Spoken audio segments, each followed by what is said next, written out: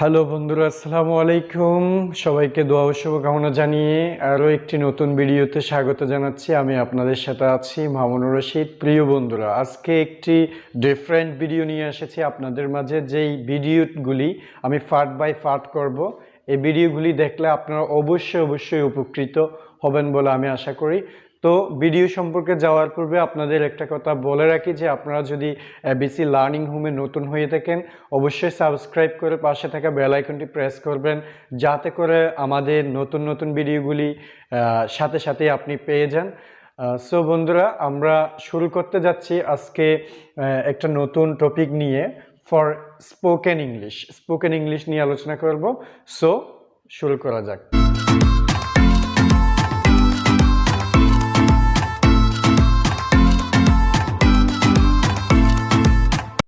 প্রিয় বন্ধুরা, আপনারা দেখতে পাচ্ছেন আমি লিখেছি এখানে বোর্ডের মধ্যে ফর স্পোকেন ইংলিশ। আমি টোটাল স্পোকেন ইংলিশের জন্য 100টি রুলস আলোচনা করব, part by part, part 1, part 2, part 3, এভাবে। এই 100টি রুলস যদি কেউ আয়ত্ত করতে পারে, তার দৈনন্দিন জীবনে স্পোকেন ইংলিশের জন্য আর কোনো কিছুই লাগবে না। এগুলো রাইটিং ইংলিশেও অবশ্য অনেক প্রয়োজন হবে, এগুলি জানা থাকলে অবশ্যই উপকৃত হবেন। বিগিনারদের জন্য অনেক ভালো হবে। সো বন্ধুরা, আমি এখানে দুইটা বাক্য লিখেছি, সেন্টেন্স লিখেছি, আপনারা দেখতে পাচ্ছেন, ইউ ক্যান সি হিয়ার। আমি 1 নম্বরে যেটা লিখেছি সেটা হচ্ছে, আমি একটি চিঠি লিখি। দেখেন, আমি এখানে 4টা সেন্টেন্স নিয়ে আলোচনা করব। এই 4টা সেন্টেন্সই কিন্তু প্রেজেন্ট টেন্সের। আজকের এই ভিডিওটি দেখলে আপনার প্রেজেন্ট টেন্স সম্পর্কে আর চিন্তা ভাবনা করতে হবে না, এখান থেকে শিখে নিতে পারবেন। আমি এখানে লিখেছি 4 রুলস আউট অফ 100। 100টি রুল থেকে 4টা রুল আজকে আলোচনা করব। প্রথমেই রয়েছে আমাদের সেন্টেন্সের 1 নম্বরে, আমি একটি চিঠি লিখি।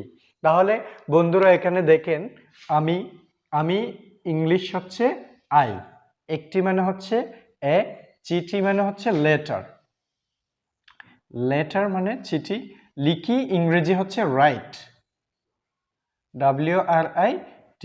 তাহলে আমি যদি এভাবে যদি আপনি বাক্য বসাই দেন, আই এ লেটার রাইট, তাহলে বাক্য হয়ে গেল না?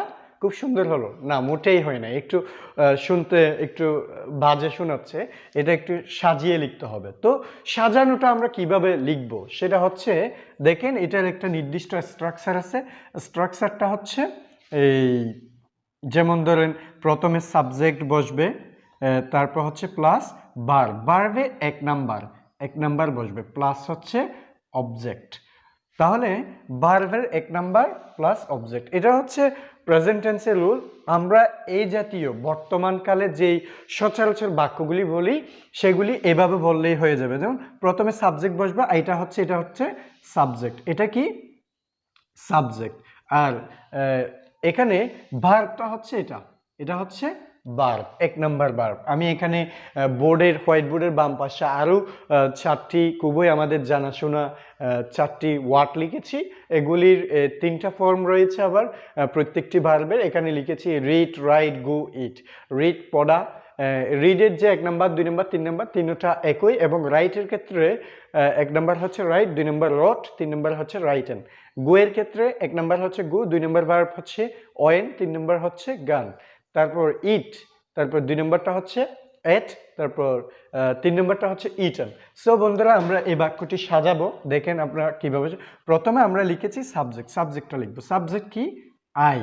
তারপর কি লিখছি এখানে? ভার্ব। কত নাম্বার হবে? 1 নাম্বার। তাহলে লিখা ইংরেজির ভার্ব হচ্ছে রাইট, আপনারা দেখতে পাচ্ছেন এখানে। তাহলে আমি লিখলাম রাইট, আই রাইট, আমি লিখি। কি লিখি? এ লেটার, একটি চিঠি।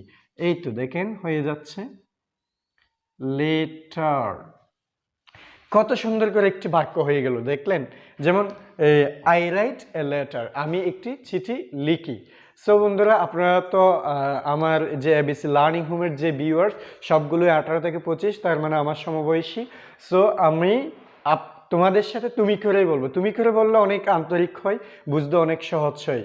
সো দেখো এখানে লিখছি আই রাইট এ লেটার, তোমরা দেখতে পাচ্ছ।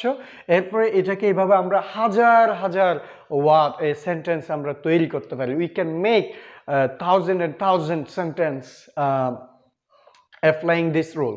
এই রুলটি অ্যাপ্লাইং করে দেখো, আমি রাইটের জায়গায় যদি পড়ি, যেমন রিড দিয়ে যদি বাক্য বানাই, আমি একটি গল্প পড়ি, তাহলে কি হবে? আই রিড এ স্টোরি, আমি একটি গল্প পড়ি।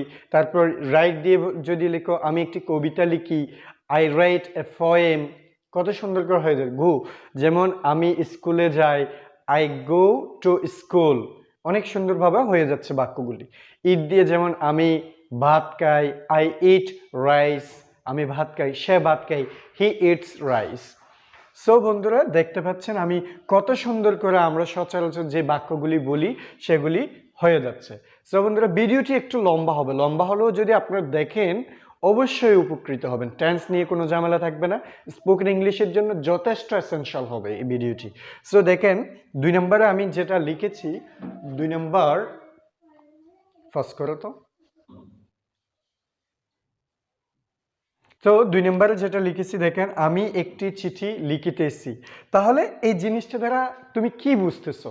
কাজটি কি শেষ হয়ে গেছে, বা সচরাচর চলছিল, নাকি কাজটি হবে ভবিষ্যতে? এটা মনে হচ্ছে কাজটি চলতেছে। কোন কালে চলতেছে? বর্তমান কালে। তাহলে বর্তমান কালে বলতে কোনো কাজ আমরা যদি বর্তমান কালে স্বাভাবিকভাবে চলছে এরকম বুঝি, কিন্তু সময়ের উল্লেখ নাই, সেরকম বুঝলে সেটা অবশ্যই প্রেজেন্ট কন্টিনিউয়াস টেন্স হবে। সো আমি এখানে লিখছি আমি একটি চিঠি লিখিতেছি। তাহলে আমি ইংরেজি কি? আই। একটি মানে এ, চিঠি মানে লেটার, আর লিখিতেছি মানে হচ্ছে লিখার ভার্বটি হবে রাইট। তাহলে বন্ধুরা দেখেন, এখানে আই এ লেটার রাইট এটা বললে কিন্তু বাক্যটি হয়ে যাচ্ছে না। এটার একটা সুন্দর একটা রুল রয়েছে, সেটা হচ্ছে প্রথমে সাবজেক্ট বসবে, তারপর হচ্ছে এম, ইজ, আর এখান থেকে সাবজেক্টের যেই ভার্বটি নিবে এটা হেল্পিং ভার্ব, এরপর হচ্ছে ভার্ব হবে আইএনজি যুক্ত। কি যুক্ত? আইএনজি যুক্ত, প্লাস অবজেক্ট বসবে। দেখেন কত সুন্দর, প্রথমে সাবজেক্ট বসবে, তারপর এম, ইজ, আর এর মধ্যে সাবজেক্ট যেটি নিবে, আর ভার্বের সাথে অবশ্যই আমরা আইএনজি যোগ করব, তারপর অবজেক্টে লিখে দিব। একদম সিম্পলি হয়ে যাবে এটা। সো দেখেন আমি এটা করতেছি, প্রথমে আইটা লিখতেছি আমি। দেখেন আইয়ের সাথে এম, ইজ, আর এর মধ্যে কোনটি হবে বলুন তো? অবশ্যই এম হবে, আই এম। তাহলে লিখিতেছি, তোমাদের বলেছিলাম ভার্বটি নিবে এবার রাইট। তাহলে অবশ্যই এটা হবে না, আইএনজি যোগ করলে এটা বাদ যাবে। আই এম রাইটিং, আমি লিখিতেছি। কি লিখিতেছি? এ লেটার, একটি চিঠি। A letter. তাহলে কত সুন্দর করে হয়ে গেল বাক্যটি, দেখছেন? দেখো বন্ধুরা কত সুন্দরভাবে হয়ে গেল। I am writing a letter, আমি একটি চিঠি লিখিতেছি, হয়ে গেল। এই ভার্বগুলি অ্যাপ্লাই করেও দেখতে পারো। আমি একটি বই পড়িতেছি, I am reading a book. তাহলে আমি একটি কবিতা লিখিতেছি, I am writing a poem. Go, I am going to market, আমি বাজারে যাইতেছি। আই এম ইটিং অ্যাপল, আমি আপেল খাচ্ছি। কত সুন্দর করে আমি অনেকগুলো বাক্য বলে দিলাম। এইভাবে হাজার হাজার বাক্য তোমরা বানাতে পারো। সাবজেক্ট নিবা, এমএচএম নিবা, তার ভার্বের সাথে আইএনজি। সিম্পল এই টেকনিকটা মনে রাখলেই হাজার হাজার চলমান যে কন্টিনিউয়াস যে বাক্যগুলি আছে এগুলি তৈরি করা পসিবল। সো বন্ধুরা, এবার তোমরা দেখো 3 নাম্বার যে রুলটি রয়েছে আমাদের মাঝে, সেটাকে গ্রামারের ভাষায় বলা হয় প্রেজেন্ট পারফেক্ট। তাহলে আমরা গ্রামারের দিকে একেবারেই যাচ্ছি না, আমরা স্পোকেন ইংলিশ শিখতেছি রোল বাই রোল। তো আমরা দেখতে পাচ্ছ তোমরা এখানে একটা বাক্য, 2টা বাক্য লিখেছি আমি। 3 নাম্বারটা হচ্ছে আমি একটি চিঠি লিখেছি। তাহলে আমরা জানি যে অনুরূপভাবে আই মানে আমি মানে আই, একটি মানে এ, চিঠি মানে লেটার, লিখা মানে হচ্ছে রাইট। তাহলে দেখুন এখানে 3 নম্বর যে আমাদের রুলটি থাকবে সেটি হচ্ছে সাবজেক্ট থাকবে প্লাস হচ্ছে হ্যাভ অথবা হ্যাজ। ভার্ব হবে কত নাম্বার? ভার্ব হবে 3 নাম্বার এবং অবজেক্ট বসবে। দেখেন রুলটা, প্রথমে সাবজেক্ট, এরপরে হ্যাভ অথবা হ্যাজ নিতে হবে, অর্থাৎ সাবজেক্ট যেই ভার্বটি নিবে এবং ভার্বটি 3 নাম্বার হবে, প্লাস হচ্ছে কর্ম মানে অবজেক্টটা বসাই দিবেন। সো বন্ধুরা দেখো, আমি প্রথমেই সে অনুপাতে সাবজেক্ট নিলাম, সাবজেক্টটা হচ্ছে আই। তাহলে হ্যাভ হ্যাজ এর মধ্যে কোনটা নিব, আই এর সাথে কোনটা যায়, হ্যাভ, আই হ্যাভ। এবার ভার্বের 3 নাম্বার ফর্ম মানে first participle form 3 number, I have written, I have written, আমি লিখেছি, কি লিখেছি, এ লেটার। দেখেন, দেখো তোমরা এখানে কাজটা কিন্তু সম্পন্ন হয়ে গেছে, এটাকে বলা হয় কমপ্লিটেড ওয়ার্ক। আমরা যদি বর্তমানকালে কোনো কমপ্লিটেড ওয়ার্ক কথার মধ্যে বলতে যাই, কাজটি শেষ হয়েছে কিন্তু তার যে ফলাফল সেটা এখনো শেষ হয় নাই। যেমন আমি ভাত খেয়েছি, তাহলে আমি ভাত খেয়েছি মানে কি আমার এখনো ক্ষুধা লাগেনি, সুতরাং এটা হচ্ছে আমরা কমপ্লিটেড ওয়ার্ক বলি, অথবা গ্রামারের ভাষা বললে প্রেজেন্ট পারফেক্ট টেন্স। যেমন এইভাবে আমরা হাজার হাজার বাক্য তৈরি করতে পারি। যে বাক্যটা আমরা তৈরি করলাম সেটা হচ্ছে I have written a letter, আমি একটি চিঠি লিখেছি, কাজটা কিন্তু শেষ। সো এইভাবে আমরা হাজার হাজার বাক্য করতে পারি। যেমন I have read the book, আমি বইটি পড়েছি। তারপর আছে গো, আই হ্যাভ গন, আমি গিয়েছি, টু মার্কেট, আমি বাজার গিয়েছি, I have gone to school, স্কুলে গিয়েছি। এভাবে ইট, যেমন আই হ্যাভ ইটেন রাইস, আমি ভাত খেয়েছি, আই হ্যাভ ইটেন ব্রেড, আমি রুটি খেয়েছি। যেমন হি হ্যাজ ইটেন ব্রেড, সে রুটি খেয়েছে, এটসেট্রা এটসেট্রা। আমরা এবার দেখবো বন্ধুরা, তোমরা দেখো 4 নাম্বার যে রুল, আমি চারটি করে একটা একটা ভিডিও বানাবো, এই প্রতিটি পার্ট যদি ফলো করো অবশ্যই লাভবান হবে। সো দেখো এখানে যে 4 নাম্বার ফর্মটি রয়েছে সেটা হচ্ছে আমি 1 ঘন্টা যাবত চিঠি লিখিতেছি। তাহলে এখানে একটা কি দেখা যাচ্ছে, সময় দেখা যাচ্ছে, কাজটি দীর্ঘক্ষণ যাবত চলতেছে, মানে পূর্ব শুরু হয়ে এখনো চলতেছে, এটা বোঝা যাচ্ছে। এইরকম আমরা বাক্য হাজার হাজার বলি।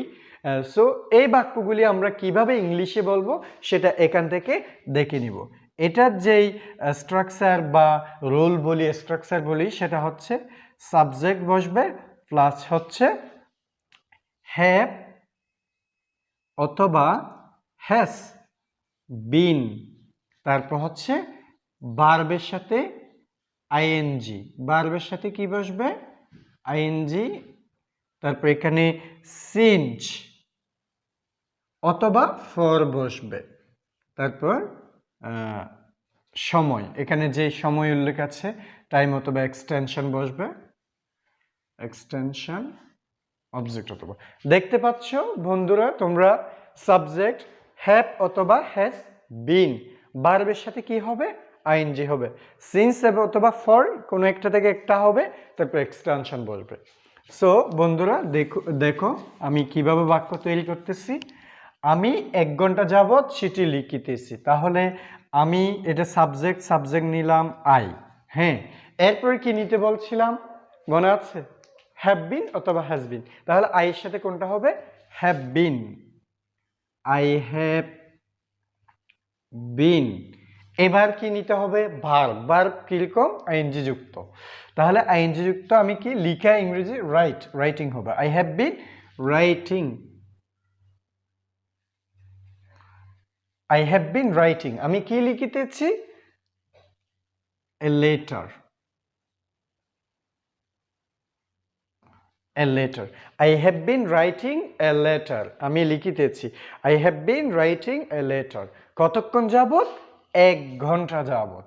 তাহলে এই 1 ঘন্টাটা তুমি কি জানো কোন 1 ঘন্টা, সকালের 1 ঘন্টা নাকি বিকাল 1 ঘন্টা নাকি গত সপ্তাহের 1 ঘন্টা নাকি সোমবারের অথবা শনিবারের 1 ঘন্টা, জানা নাই, এটা একটা অনির্দিষ্ট সময়। তাহলে অনির্দিষ্ট সময় যদি আমরা বুঝি ফর নিব, নির্দিষ্ট সময় বুঝলে সিন্স নিব।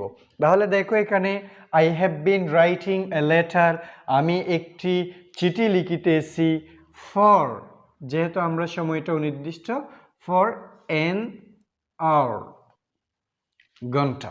তাহলে I have been writing a letter for an hour, আমি 1 ঘন্টা যাবত একটি চিঠি লিখিতেছি। তাহলে আমি এভাবে তুমি আরও বাক্য তৈরি করতে পারো, হাজার হাজার বাক্য বানাতে পারো।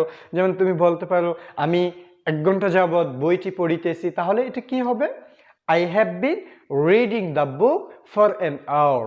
আমি 1 ঘন্টা যাবৎ বইটি পড়িতেছি। তাহলে আমি গো দিয়ে বানাতে পারো, এদিকে ভার্ব আছে গো, গো দিয়ে আমি 1 ঘন্টা যাবৎ হাঁটতেছি।